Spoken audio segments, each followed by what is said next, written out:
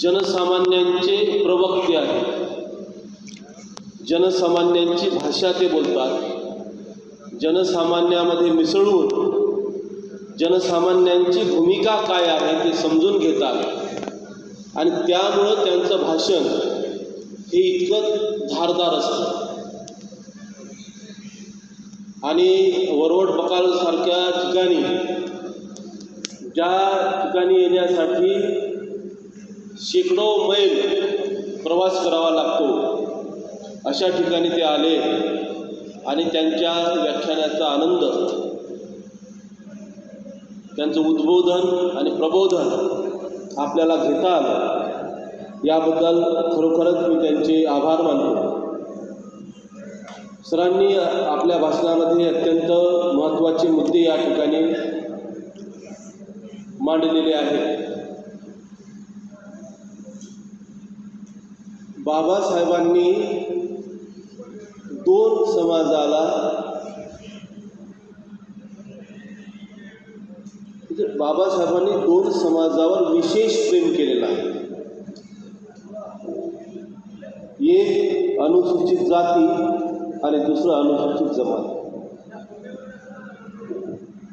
त्याच्यामागं कारण आहे, ऐतिहासिक कारण आहे।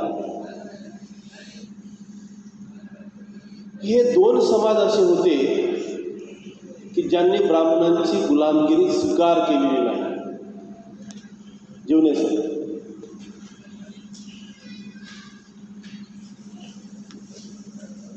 अनुसूचित जमातीने जंगलात राहणं पसंत केलं पण इथला ब्राह्मणी धर्म स्वीकारला नाही। अनुसूचित जातींनी गावाच्या बाहेर राहणं पसंत केलं पण इथला ब्राह्मणी धर्म स्वीकारला नाही। आणि बाबासाहेबांना ही गोष्ट अत्यंत महत्त्वाची वाटली की बुद्ध धर्म विरुद्ध ब्राह्मण धर्म या सांस्कृतिक संघर्षामध्ये अनुसूचित जाती आणि जमाती या दोन समूहाचा महत्त्वाचा वाटा आहे। आणि म्हणून बाबासाहेबांनी या दोन समूहाला विशेष आरक्षण दिलेलं आहे। हे विशेष आरक्षण असं आहे की या जाती समूहामध्ये इतर जातींचा समावेश आपण करू शकत नाही। अनिल काळपांडे सरांनी जो मुद्दा मांडला अबकडचा, तर याचं अबकड सुद्धा आपण करू शकत नाही। पंजाबमध्ये हे प्रकरण झालेलं आहे पूर्वी। पंजाबमध्ये 25% आणि इतर या पद्धतीनं अनुसूचित जातीचं वर्गीकरण करण्याचा प्रयत्न केला। त्यावेळी सर्वोच्च न्यायालयानं राज्य सरकारचा तो निर्णय रद्दबातल ठरवला।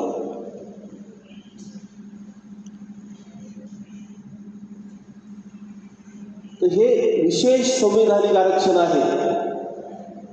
हे ओबीसी सारखं आर्थिक आधारावरचं वगैरे वगैरे असंवैधानिक आरक्षण नाही। या दोनच समूहाला विशेष आरक्षण आहे। इतर समूहाचं जे आरक्षण आहे ते असंवैधानिक आणि राजकीय गरजेपोटी निर्माण झालेलं आरक्षण आहे। सर्वोच्च न्यायालयामध्ये संविधानाचे रक्षक जर बसले असतील तर हे सर्व आरक्षण इतर कधीही रद्द होऊ शकते। पण संविधान तज्ज्ञ असणाऱ्या न्यायाधीशांना त्याचा अर्थबोध व्हायला पाहिजे, अन्यथा आर्थिक आधारावर सुद्धा आरक्षण मिळू शकते। सरांनी, अनिल काळपांडे सरांनी अजून एक महत्त्वाचा मुद्दा या ठिकाणी मांडला, रिपब्लिकन पक्षाचा। मी असं समजतो की रमेश जीवने यांच्या भाषणाला त्यांनी जागाच करून दिलेली आहे। बाबासाहेबांनी आपल्याला रिपब्लिकन पक्ष दिलेला आहे। तो अस्तित्वात नसला तरीही तो पक्ष आपल्या मनामनात आहे। अनेक नेते वारंवार आपल्या पक्षाचं नाव बदलतात आणि लोकांना भावनिक करण्याचा प्रयत्न करतात. पण रिपब्लिकन पक्षाचं तसं नाही. बाबासाहेबांची एक आयडिओलॉजी होती, त्यानुसार रिपब्लिकन पक्ष बाबासाहेबांनी आपल्याला दिलेला आहे. आणि रमेश जीवने जे आहे ते केवळ विचारवंत नाही, केवळ लेखक नाही, तर रिपब्लिकन चळवळीचे कार्यकर्ते सुद्धा आहेत. रिपब्लिकन चळवळीचे कार्यकर्ते असणं ही आजच्या काळामध्ये अत्यंत दुर्मिळ जरी असली तरी महत्त्वाची गोष्ट आहे. कारण या रिपब्लिकन पक्षामध्ये जातीपातीचं राजकारण नाही. ओबीसीला एवढ्या शिटा द्या, अल्पसंख्याकांना एवढ्या शिटा द्या, असं रिपब्लिकन पक्षामध्ये नाही. रिपब्लिकन पक्ष हा देशाच्या संरक्षणासाठी उभा केलेला. म्हणजे बाबासाहेबांची अशी धारणा होती की विरोधातही रिपब्लिकन पक्ष असला पाहिजे आणि सत्तेतही रिपब्लिकन पक्ष असला पाहिजे. आपले जे मतभेद आहे ते गणराज्याच्या संदर्भात असले पाहिजे. एखाद्या जातीच्या, धर्माच्या, वंशाच्या, भाषेच्या संदर्भात असता कामा नये.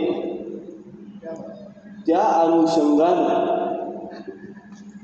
या रिपब्लिकन पक्षांचा एक मुद्दा तुमच्यासमोर अनिल काळपंडे सरांनी ठेवला, त्याचं चिंतन तुम्हाला करायचं आहे. बहुजन ही जातीय संकल्पना आहे. अनेक जातींनी एकत्र यायचं, सत्ता मिळवायची, जाती मजबूत करायच्या. रिपब्लिकन पक्षात तसं नाही. संवैधानिक मूल्यावर माणसं एकत्र आली पाहिजे. समता, स्वातंत्र्य, बंधुत्व, सामाजिक न्याय या मुद्द्यावर माणसं एकत्र आली पाहिजे. त्यांनी सत्ता मिळवली पाहिजे किंवा त्यांनी विरोधात तरी असलं पाहिजे, अशा पद्धतीचा आशय रिपब्लिकन पक्षामध्ये बाबासाहेबांनी तुम्हाला आम्हाला दिलेला आहे. त्यामुळे या जातीचा मेळावा घ्या, त्या जातीचा मेळावा घ्या, या लोकांचा मेळावा घ्या आणि आपले मतं मिळवा, अशा पद्धतीचा तो आशय नाही. म्हणजे जातीला जातीनं उत्तर देता येत नाही, जातीला जाती अंतानं उत्तर दिलं पाहिजे. आणि अंतिमतः बौद्ध धर्म किंवा बुद्ध धम्म आपण या देशामध्ये प्रस्थापित केला पाहिजे, हा एकूण बाबासाहेबांच्या चळवळीचा आशय आहे. हे जोपर्यंत आपण समजून घेत नाही तोपर्यंत या देशातलं राजकारणच आपल्याला कळणार नाही. या परिसंवादाचे अध्यक्ष रमेश जीवने सर